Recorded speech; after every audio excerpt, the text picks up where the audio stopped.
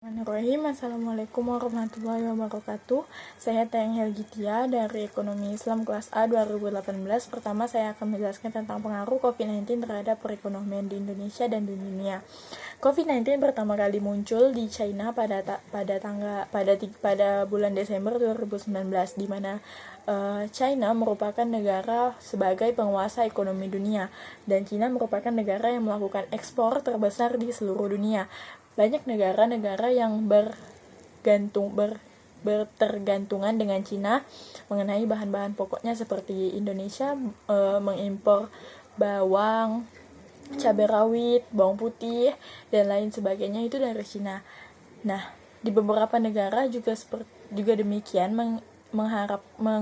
bertergantungan bahan pokok dengan Cina, karena Cina merupakan negara dengan perekonomian terbesar. Dan juga selain itu, COVID-19 ini menyebar secara sangat cepat sehingga Cina melakukan lockdown. Jadi, ketika Cina melakukan lockdown, proses ekspor dan impor barang itu akan terhambat, mungkin bahkan terhenti, sehingga stok pada negara-negara lain akan menipis dan mengakibatkan harga pangan dalam negeri akan naik.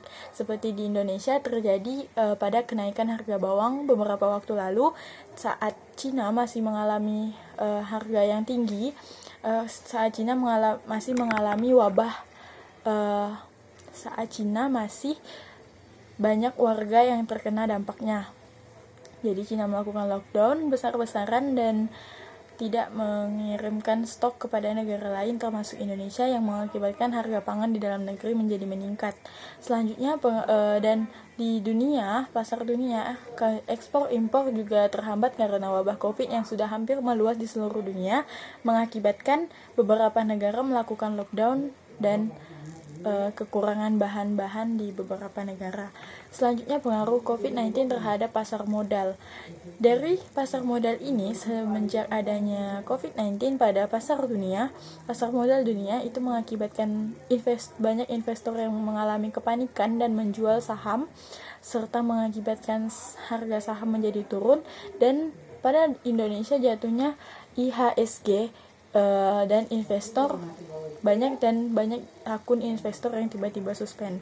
Jadi dalam pengaruh COVID-19 ini mengakibatkan beberapa warga panik, seperti beberapa perusahaan besar yang sudah menjual sahamnya lalu menjadi tutup karena COVID-19 yang sangat mewabah dan mematikan. Selanjutnya, namun ada pendapat mengatakan bahwa hal ini akan terjadi sementara, keanjlokan harga saham akan terjadi sementara, karena ini bukan permasalahan yang bersifat fundamental. Selanjutnya, dari pasar syariah itu banyak juga obligasi dan sukuk, obligasi sukuk yang harganya menjadi turun karena kepanikan para investor terhadap wabah COVID-19 ini. Dan harga saham di dunia juga jatuh karena COVID-19 ini yang sudah mewabah di hampir seluruh dunia, serta beberapa perusahaan besar yang tutup. Dan seperti di Indonesia itu banyak hotel-hotel yang tutup sementara, maskapai yang semakin berkurang beroperasi, serta harga-harga saham yang besar-besar itu, yang perusahaan-perusahaan besar yang sudah menjual sahamnya jatuh. Selanjutnya, saran terhadap masyarakat yang terkena dampak COVID-19. Sebelum itu saya akan menjelaskan kenapa saham di Indonesia tuh udah jatuh duluan sebelum coronavirus atau COVID-19 ini tiba di Indonesia. Seperti saya sudah baca di sebuah artikel bahwa harga saham di Indonesia tuh jatuh sebagian besar karena adanya kasus Jiwasraya sebelum yang baru-baru ini terjadi, mengakibatkan banyak investor yang menjual sahamnya dan harga saham menjadi turun. Semakin ditambah lagi dengan datangnya COVID-19 di Indonesia, mengakibatkan harga saham semakin turun dan beberapa perusahaan menjadi tutup dan pengurangan karyawan, PHK, dan apalagi ini mendekati bulan suci Ramadan dan Hari Raya Idul Fitri, sehingga berkurangnya THR dan lain sebagainya. Selanjutnya, saya akan menjelaskan tentang saran terhadap masyarakat yang terkena dampak COVID-19. Dampak dari COVID-19 ini banyak sekali, dari bidang perekonomian, sosial, kesehatan, pendidikan, dan agama rohani. Itu tuh jadi saran saya terhadap masyarakat yang masih sehat, yang masih dapat beraktivitas seperti biasa, taatilah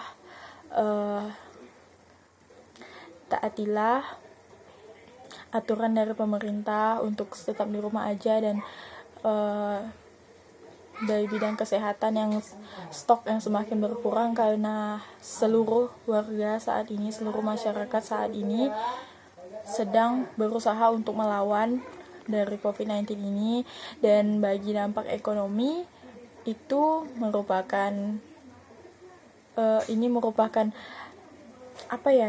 merupakan sesuatu yang besar yang membuat semua itu menjadi jatuh gitu, yang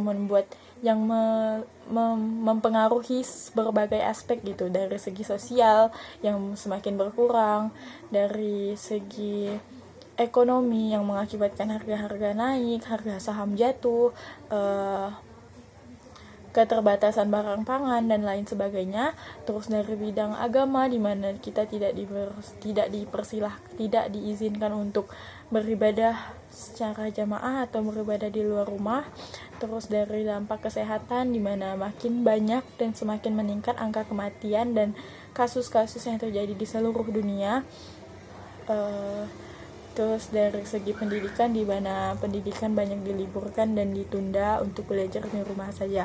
Jadi saran saya terhadap masyarakat yang terkena dampak dari cobaan ini, dari masalah ini, adalah agar senantiasa berdoa dan mencegah serta menjaga kesehatan dan bersikap bijak dalam menyikapi COVID-19 ini. Selanjutnya, untuk masyarakat yang sudah terkena ataupun yang menjadi korban dari COVID-19 ini, semoga cepat sembuh dan semoga semua ini segera berakhir. Terima kasih. Wabillahi taufiq wal hidayah. Wassalamualaikum warahmatullahi wabarakatuh.